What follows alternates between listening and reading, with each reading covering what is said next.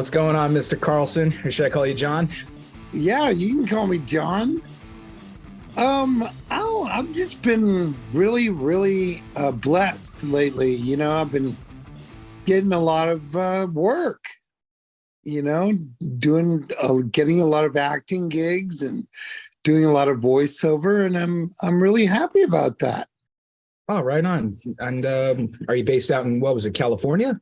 Yeah, I'm in the San Francisco East Bay area in a town called Alamo. And I'm very close to Berkeley. So if you're familiar with Berkeley, then yeah, I'm very close to Berkeley. Yeah, Berkeley, Oakland, across the bay, San Francisco. Gotcha. So Yeah. Can you see the San Francisco Bridge from your area? Yeah, well, if you drive a little bit, I'm a little inland from there. Did you grow up there? I did, and that's the one thing I love: world travel. So I'm always going around. I mean, I traveled a lot more before the pandemic, Sure. but wherever I go, no matter how interesting and beautiful it is, I just love getting home to the Bay Area. And I went to college in LA, so I know LA really good. But there's just something about the Bay Area that's home. And it's fun to be here. It's fun to meet people. Like when I'm traveling, if you bump into somebody from the Bay Area, it's like you have this instant connection. So that's kind of cool. Oh, so what are some of the places you ever traveled to? Oh my gosh. I like visiting ancient sites. That's kind of one of my things. I like visiting, the pyramids or Machu Picchu or Stonehenge, Angkor Wat, Cool. Göbekli Tepe in southeast Turkey. One of the most ancient sites. I don't know if you've heard of Göbekli Tepe. It means belly hill in Turkish. Yeah. So, but yeah, they found these ruins that are like 12 plus thousand years old. It's like, what? Back in like the days, when like hunter gatherers, it's like, why would they get together and make this huge effort to carve out these stones and make these temples? It's like the man hours and the strength required is like, well, what? So a need for some type of thing to believe in. Sure. It has always been a center stage with humanity. We all have to have something to believe in. Oh, no doubt. There we go. That explains it. I heard a rumor that Noah's Ark was discovered in Turkey. Did you ever go over there? That's right. That's right. It would be on Mount Ararat, which is just north of this place, just north of Göbekli Tepe. So it's possible that the settlers or the ancestry of Noah probably built those temples? It's possible. You never know. Or maybe that's a pretty good theory. But you just got to think like at what point or what reason why would the expansion or building just completely stop? And there was that one time where, everything flooded and everybody died except for a select few.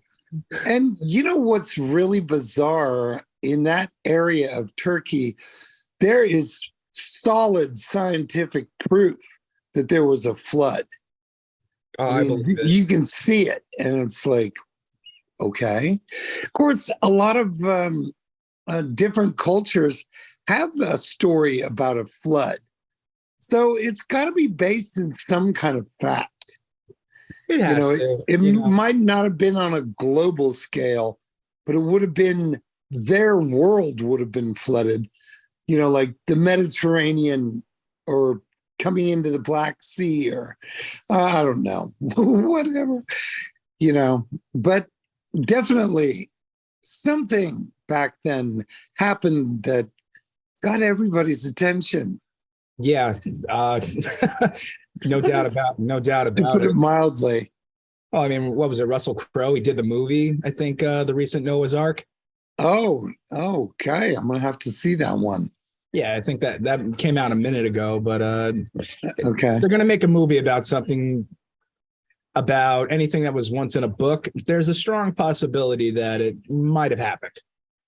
Yeah, Maybe I'll not buy that. accurately, but yeah, I believe it's definitely possible. I've heard so many. I'm 36 years old. I've heard countless little stories about countless things I can't even tell you. And one thing about Turkey that really caught my attention is that they may have found Noah's Ark, and I just think that's really friggin' cool. And somebody actually said, like, where did all the water go? In fact, where did it come from? And then I heard a theory on what actually may have happened. And we do know that basically there was so much water under the earth that all of a sudden just showed up and flooded the earth. So it wasn't just like 40 days of rain. It was actually water coming up from underneath. So Yeah. you would think, like, okay, then how can we explain like the mountain ranges and all these little things? So somebody came up with a theory on basically what happens to a grape once it actually dries up and turns into a raisin. So you start out with a very smooth surface. There's definitely a lot of juice in that grape underneath the skin. And I believe it. So I guess when the sun is hot enough or in just the right spot, or if it dries to a certain point, next thing you know, all that water, it comes to the surface, but then it's got to dry. So like a raisin, you start to see all these little shrivels of mountain ranges. And then all of a sudden you got bodies of water that could actually stay on the surface. So you got lakes. And now there's so much water on the poles that some of it starts to freeze, and then it melts. And then now you got rivers and pathways and all this stuff. And then I heard another theory that might actually have been true about a great flood, because the Grand Canyon has like every a square yard, a different layer of different type of soil. Where like that type of soil, because of the rush, I guess, of the flood and the movement of the current, actually compressed little layers of dirt, one on top of each other, until the point when it dried. And then all of a sudden you could see like the evidence of all those street lines in the Grand Canyon on all these different layers of earth of different time, and from different places where soil should not be here. It actually came from another side of the planet dominantly, but it's only in this one section. Little details like that, where it's just like, for me, cool story. Well, because of that theory, we may indeed be living on a giant raisin. I believe it. Have you ever considered that? A giant raisin in space. There's an idea for a movie right there. I mean, I wouldn't be too surprised, if it were true, but just to call it that, it does put things into a new perspective. It'd be more like a raisinette, kind of covered in earth, chocolate. Anyway, so what is going on with you?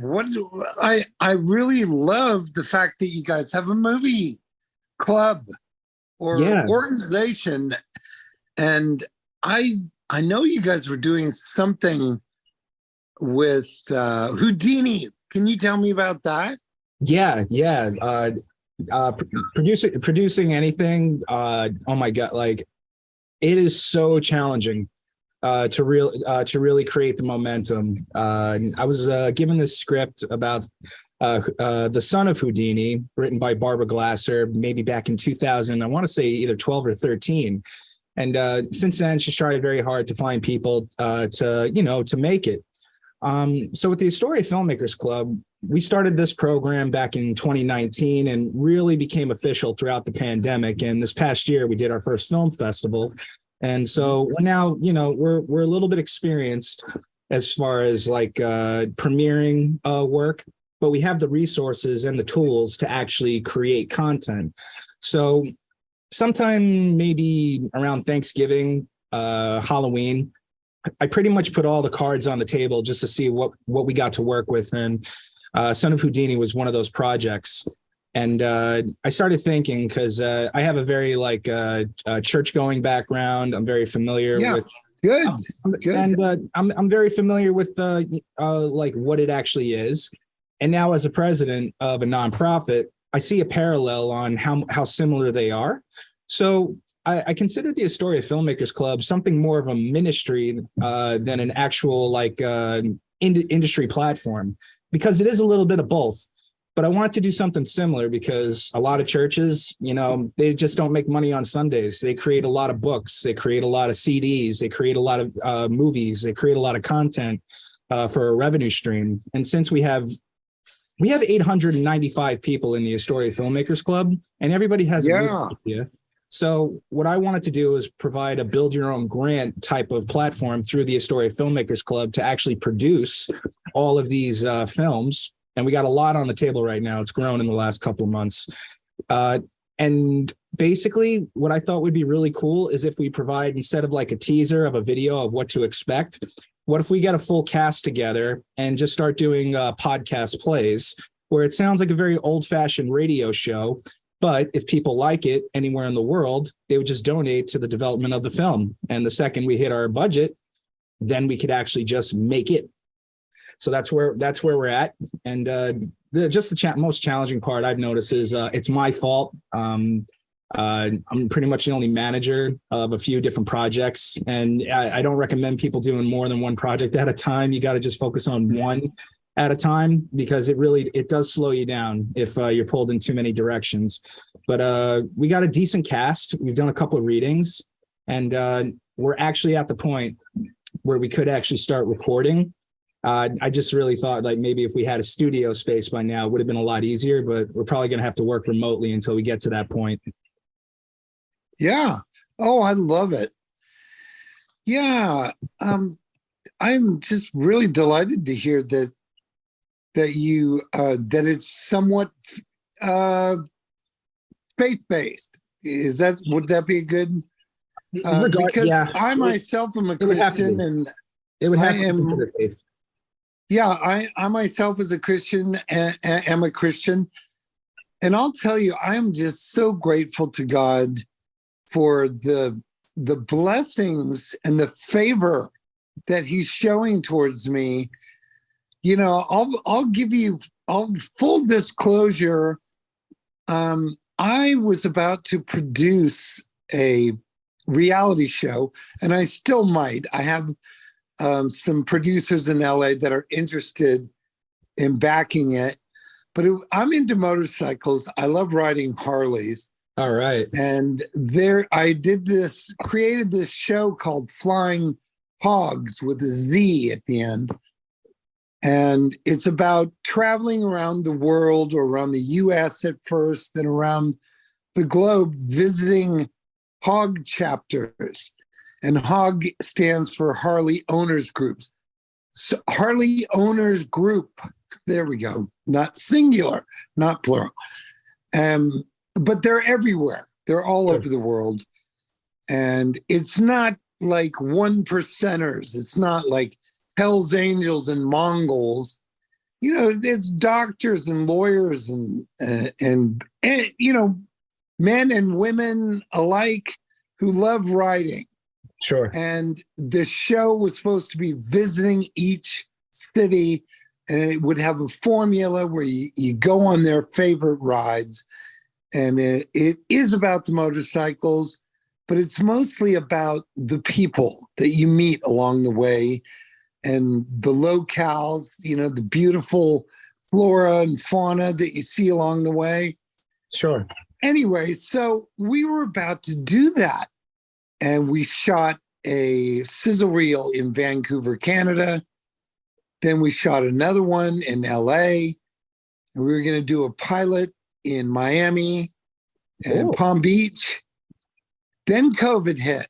Yeah. And everything shut down. Everything, the production company I was working with, and the Harley dealers in Florida. And I was just I didn't know what to do. So I thought, well, I'll show them. I'll go start drinking, So like an idiot, I started drinking more and more and more. And it was really bad.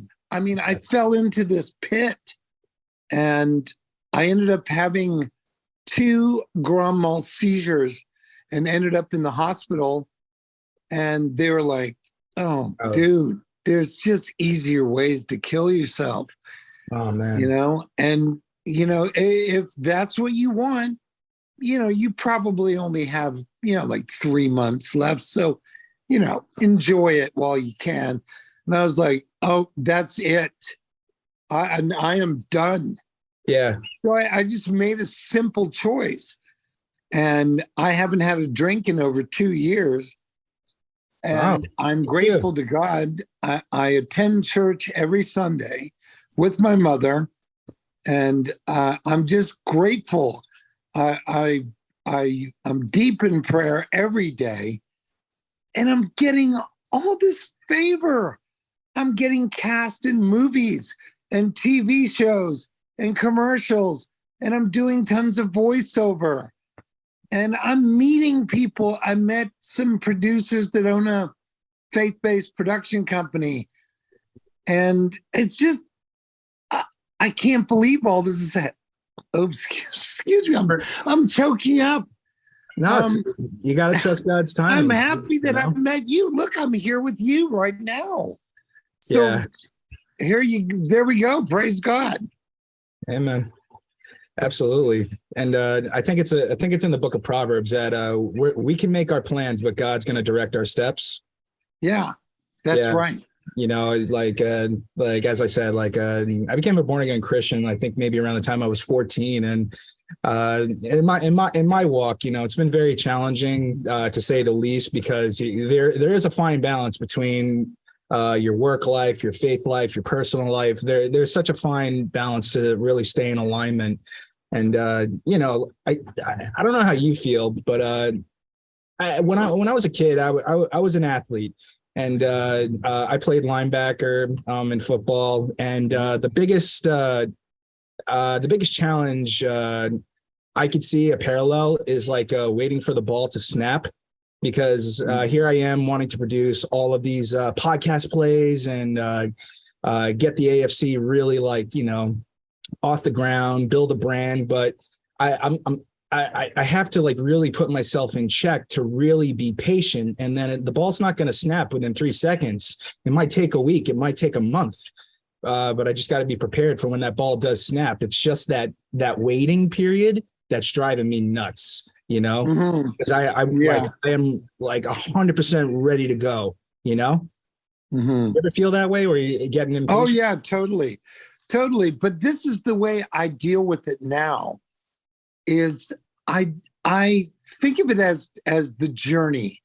I don't think, I want to be a star, or I want to get this and the end result. I'd love to be nominated for an Oscar, I just take it as it comes, and I'm going in the right direction.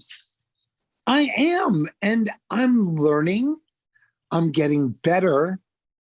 I'm honing my craft as an actor, as a writer, and these different levels that I'm going through now are preparing me for whatever comes.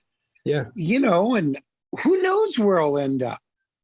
But I have to, I just, I'm glad that we're talking about God, because I feel so peaceful and grateful. And it's like, thanks for giving me this chance to do this. No, not at all, man. Thank you for coming because on the show. Thank you.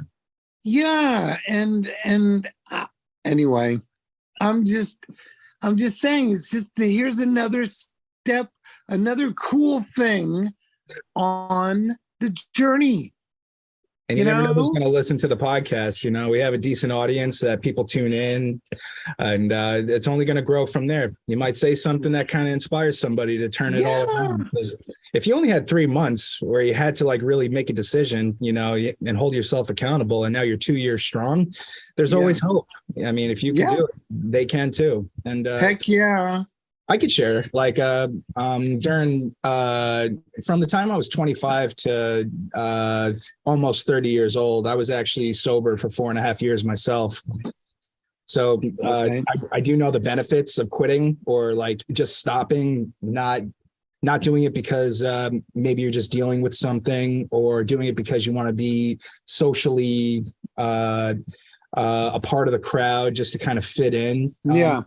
It's it can quickly have full power and control over you. And for me, it definitely did for over a year. You probably can't tell, but I gained 70 pounds. I must have had a lot of crevices because I'm not very round, unless you see me from, I guess, a profile view. Then all of a sudden I look pregnant. But no, like ever since, like shout out to my dog Snow, because ever since I got my puppy, I kind of put myself in check, where it's like, you know what, I don't want to put myself in a position where she goes to the bathroom in the house because I'm oversleeping, or if I'm driving home and then she doesn't see me when I get home, little things like that. Yeah. It's definitely not worth the risk, you know? I know. Not even a drop. Like I'm not gonna lie. I drank wine for Easter, but you know, I love Chianti. I'm Italian. Okay. Yeah. There you go. Welcome to Happy Corner. This project strives to make safe housing areas for stray cats at an affordable price. It's so easy to put together that even your children could have fun making one. Help keep cats and other animals safe with their own little Happy Corner homes. You can help this project become a reality by donating to the GoFundMe page. Happy Corner homes are a great way to show those animals in need it's okay to be happy.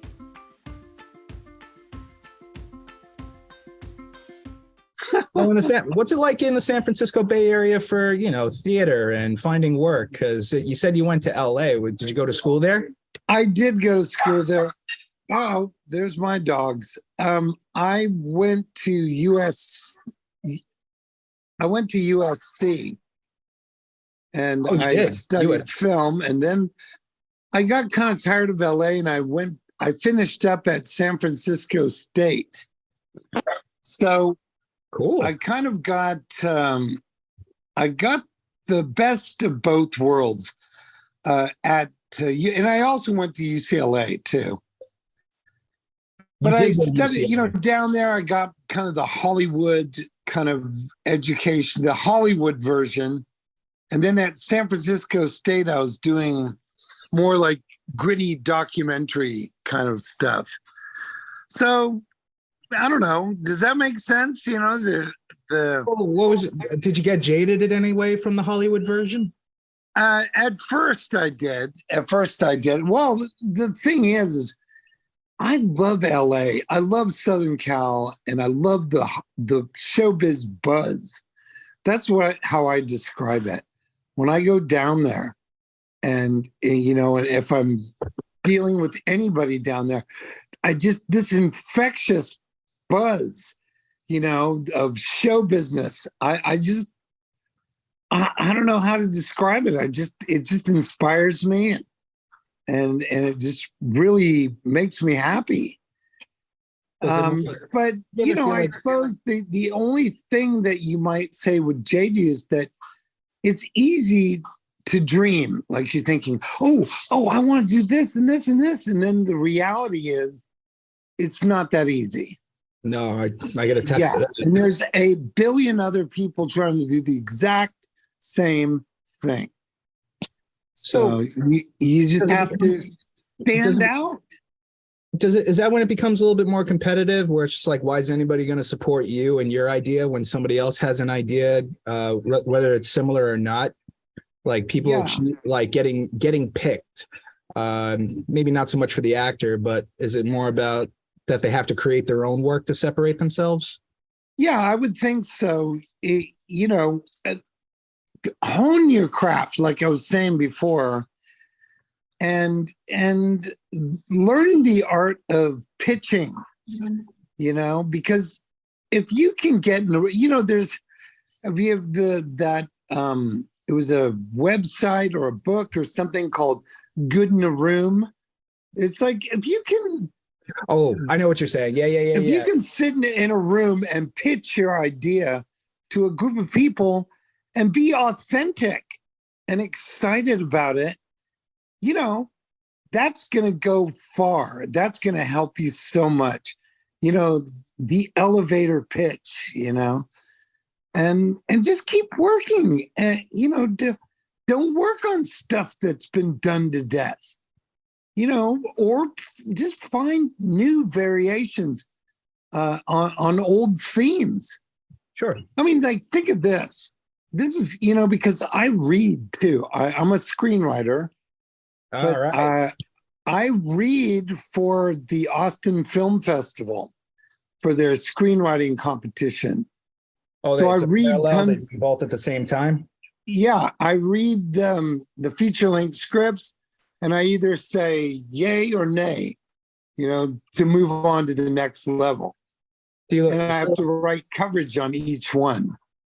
Is there like a red flag when it comes to screen competitions where maybe the context isn't appropriately written, or is it maybe the subject matter that you're just not interested in? Or no, but here's the thing. When now we're getting off into a different thing, but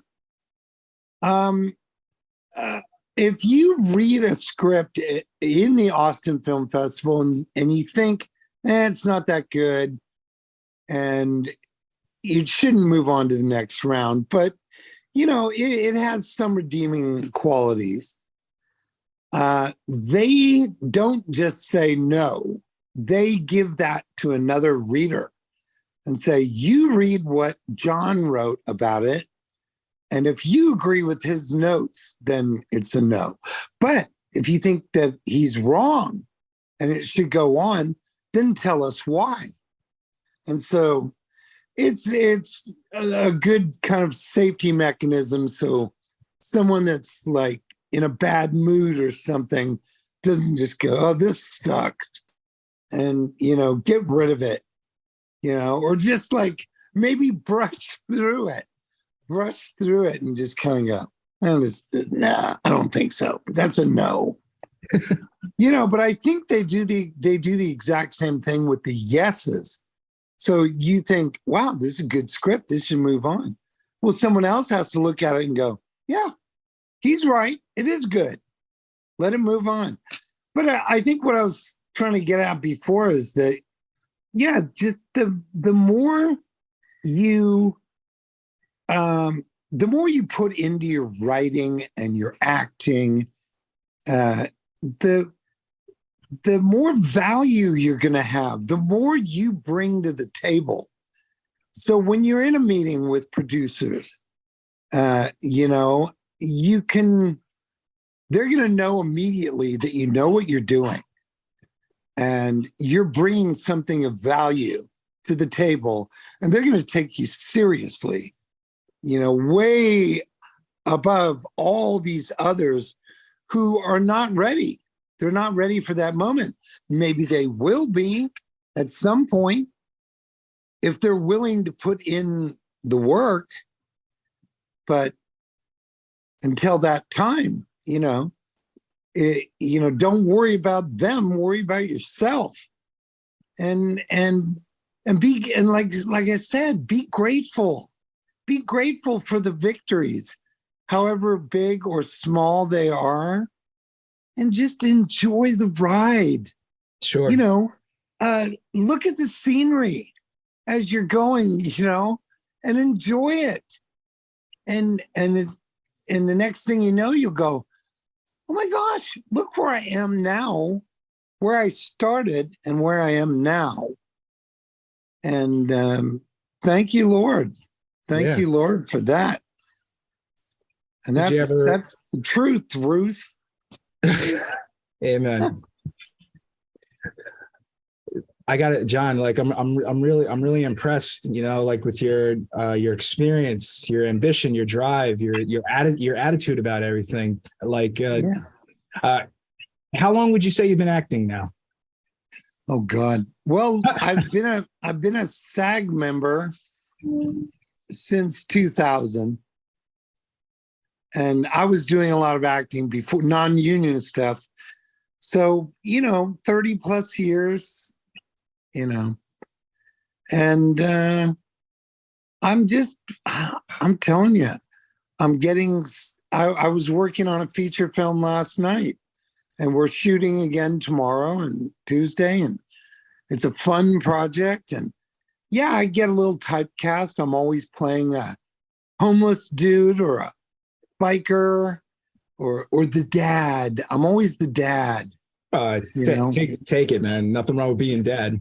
No, I do take it. And it's just fun. It's so much fun, and Good. and I don't know where it's going to lead. And I'm working on a sci-fi comedy feature length, and I'm working with a guy in LA, comedy writer, and so it's coming into focus, and I should be done with it in the next couple months. Mm-hmm. And then I'll start another project, and like I said, I'm also doing a lot of voiceover, and I'm just really happy about that. That's the thing I've been doing. I submit on everything. Sure. Yeah, you have I to. submit on casting networks, Actors Access, Casting Frontier. I mean, all of them. Sylvia All of them. Fay, other things like that. Yeah, all of it. Yeah. And so I'm constantly getting self-tape requests. And I was in an acting class up in San Francisco yesterday, and I was telling them, at one point, like last year, I was doing probably one self-tape every 2 weeks. Right. And now I'm doing up to 3 a day now. And what comes from that, the repetition of doing it, is you get so much more professional. And instead of doing 35 takes of the same scene, and then you're trying to pick which one's the best to send in, you just do it. Yeah. And you look at it and you edit it a little bit, and you do a slate, and boom, it's gone. And it's the same with voiceover. I do voiceover when I go to bed at night because it's quiet. And I just use my cell phone. I mean, I have mics and all that other stuff, but for different things. But for auditions, I just I make a little pillow kind of sound booth, and I record it. And I don't record it 50 times. I just do it, listen to it. I look at the wave monitor, and I just kind of clean up, take out the breaths and different things, little pops and noises, listen to it again, and boom, it's gone. And you just do it again and again and again. And then I start seeing emails. Oh, we want you for this project. We want you for this project. Oh, guess what? I can't do that project on that day because I have another one. See, now that's something that I can get used to, saying, I'm completely overbooked. Sorry, I can't help I you. have another project. And they're like, oh, sure, we'll move it. We'll move it for you. Attaboy. And they like the fact that you're working, Yeah, as it should be. You kind of said something that really made me remember Jimi Hendrix, because Jimi Hendrix could not read music. He just would play his guitar. But he never remembered what he was playing because he's always on to the next thing. So he had to record everything he ever really played in order to actually get back to it, because he was constantly just this flood of inspiration coming through him.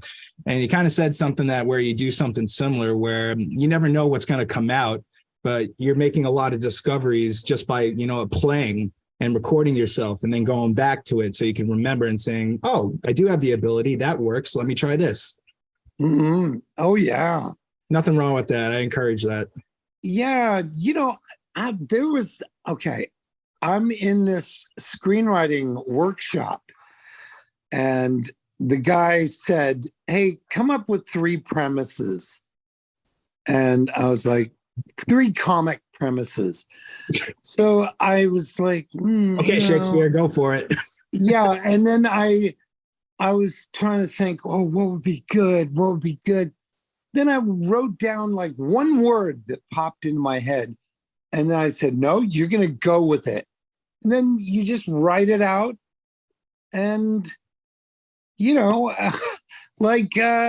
for example, I was like writing a teenage boy. A teenager's adopted baby brother, he finds out his adopted baby brother has the ability to turn invisible, but only when he has to pee really, really bad. Anyway, okay.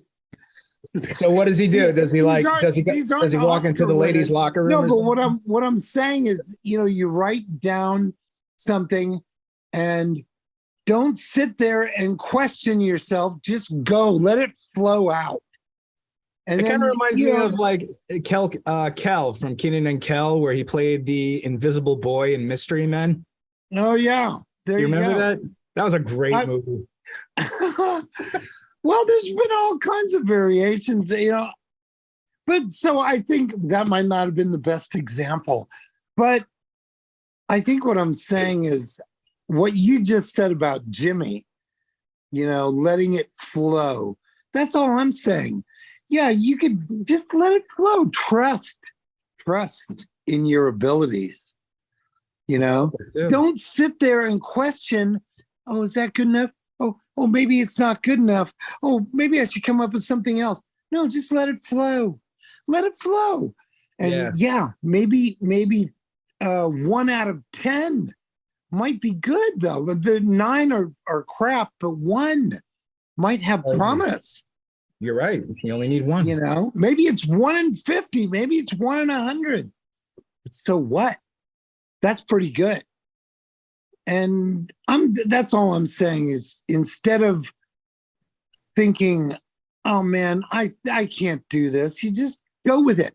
That's another thing that I do when I write my screenplays. Writers suffer from procrastination. And, guilty. And I'm not an exception to that. And so I have this thing that I do. I look at my computer and I say, I'm just going to type 1 word. Okay? Just 1 word. That's all you have to do. 1 word. So I type in 1 word. And then you're sitting there looking at that 1 word and you're like, well, I got to kind of turn it into a sentence. And then you're like, oh, that's giving me an idea to make a paragraph. And then what if this happens? And then this happens, and it just organically starts to grow. And it comes from just putting down 1 word. And 1 word is enough to get your creative juices flowing. Because you're not going to leave it at 1 word. Who in their right mind would? I suppose you could, but, all of us creative types, you write 1 word and you just sit there and look at it for a few minutes.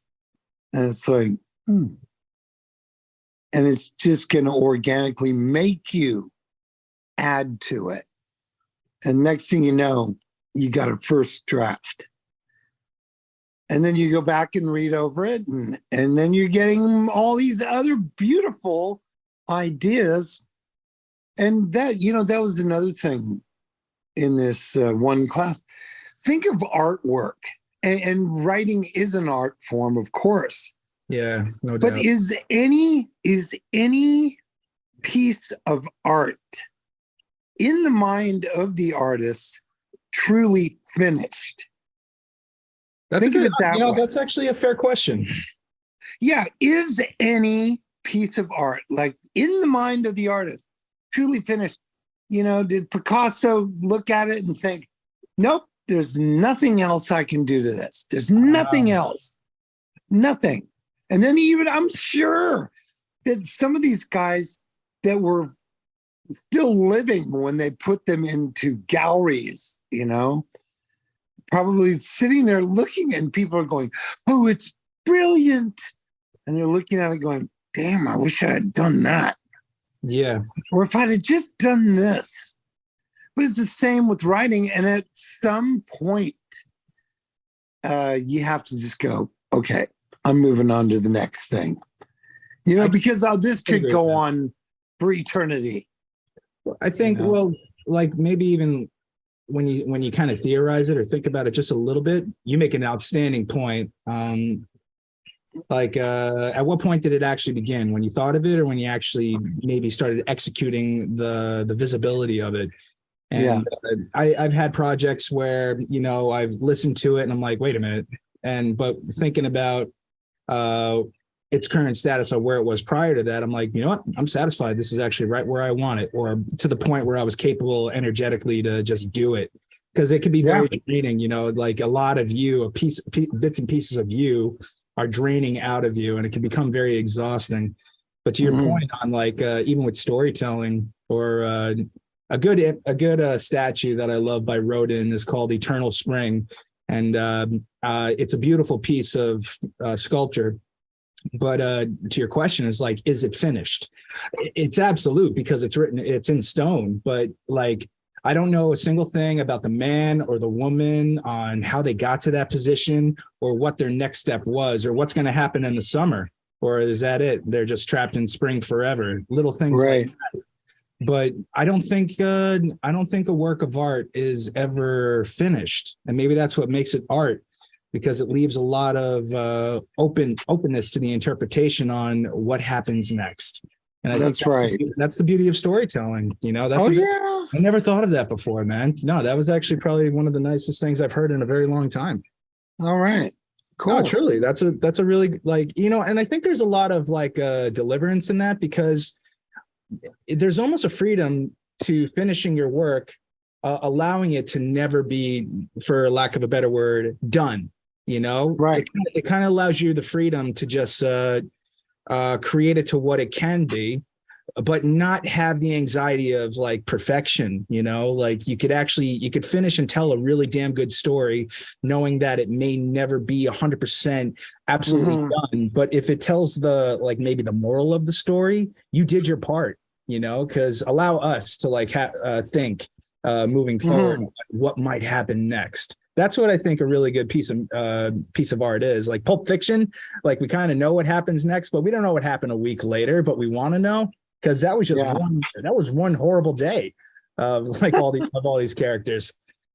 Yeah, I know. Yeah. Little things like that. You want to leave it open, keep as long as it flows, have it be an open chimney. And as long as, I'm not going to say analogies, I'm going to just sound silly. What's that? I'm going to sound silly if I just say turn your art into a piece of chimney, as long as it's not capped. Let air flow through. I don't want to ruin a good moment. But you have to, at some point, let the smoke go. The smoke has to dissipate and rise into the atmosphere. Here we are. We move on to the next fire. We stoke the next fire and put a match to that's what we build, the next fire, and put a match to it. And there it goes. And then we move on to the next one. Yeah. And people sit around getting warm from the fire while we're moving on to make another one. It just keeps going. Yeah. How about that? Well, I would totally love to work with you guys. That would be so much fun. The Astoria Filmmakers Club is available for anybody. This is a tool that is built with in mind that I wish I had this the day before I started acting school. Yeah. It's not about what you know. It is, but it's more about who you know, because you're not going to be able to do this alone. Right. You're going to be walking in circles. But like I said, the Astoria Filmmakers Club, it has so many different utilities to it, because I believe one day this will be the #1 crowdfunding resource on the planet. There's a lot of business plans that I've seen in the industry that really work, but for something like this, especially as a nonprofit, I wanted to keep it more about maybe a little vaudeville, more about giving. And what I really like about the AFC is that it puts power into the people who actually watch movies and like movies, where you're not dependent on one industry. Not to throw Hollywood in the limelight here, but they kind of are the ones who pick and choose the movies that we're going to watch one day, Right. And for the most part, there's some great movies that do come out. But on the other hand, what if I actually had a say in the kind of movies I want to see? How would I be able to see them if I don't know who makes them? This is a way where you'll actually find out. And we got a couple ideas on how to have a free streaming platform outside of YouTube, where it's a free app where you can watch a library of independent film. And if you do like a certain episode and you want to continue seeing more, you just donate, and then we'll just keep doing it. And then there you go. You have full control on the type of shows you want to see. Well, you just made me think of one thing, and is that we all have in common, and that was the beginning point of all of our journeys, and that's the love of film. Yeah. The love of movies and TV. Because I was just talking to somebody on set last night, and they were like, well, when did you start getting interested in film? And I said, well, when I was a little boy, when I was a little kid, I was seeing these movies on the screen and on the television, and I was like, just enthralled. And I was like, yes, this is magic. Yeah. I'm witnessing magic. And all I could think of is, yeah, I want to be a part of that. And I think we all share that common bond, that common love for the art form itself. And at some point, we all at the same, we all agreed that this is cool. Sure. This is neat, and I like it. Whatever this is, I want to be a part of it. This is cool. Well, John, I want to know, if anybody wants to follow you, your story, your journey, how can people follow you? Okay, well, on Instagram, I am John, JONCCC 6880. So, yeah. Oh, we're definitely find me. You can find me on Facebook. You can find me on Instagram, Twitter. But I mostly like the Instagram account. It's a simple tool, and you don't need much more than that necessarily. It kind of gives, people an understanding and an idea of who you are, what you do, and a way to contact you if necessary, Yeah. Oh, I would love it. Love it. I'm definitely going to follow you on Do you want my email? I got your email. I emailed you. Oh, no, announce it. It's up to you. I'm going to be sharing your social. Okay, no, that's okay. You can do that. What I don't want to respect everybody's privacy, and I don't want to right. and just have people around the planet saying blah blah blah. See, I'm getting carried away in the moment. You should. It's Sunday. Yeah. Well, what a pleasure. John, I got to say, this was a much needed conversation, and thank you so much for coming on the AFC podcast, man. Absolutely, brother. I'm really excited to see what you do next, and I'm even more excited to see if you get cast in anything that we help produce. Truly, I think you're a marvelous guy, and I just love your passion for life. I really do. Oh, thank you so much. I guess before we wrap up, there's one thing I like to close every show with, because I read this book a long time ago, I think by Marcy Thompson, Thomas. I never remember her name, but it's actually called The Right Words at the Right Time. And I was curious, like, were there any words that were offered to you by maybe someone, a stranger or a friend, that were the right words at the right time that have carried you up to this point?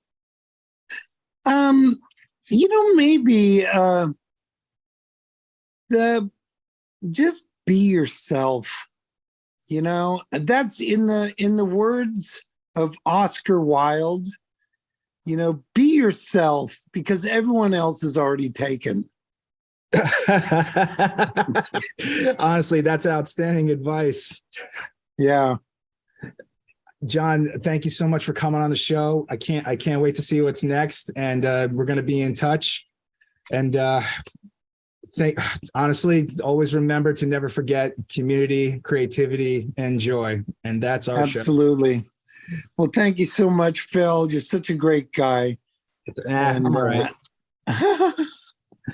I'm the second edition because my dad's named Phil. Okay. Yeah. Okay. He's a good guy too, but we'll see if we ever get him on the podcast. Okay. All right, man. Enjoy your day, John. We'll see you soon. Okay. See you, brother. Have a great day. Ciao for now. Bye. Bye.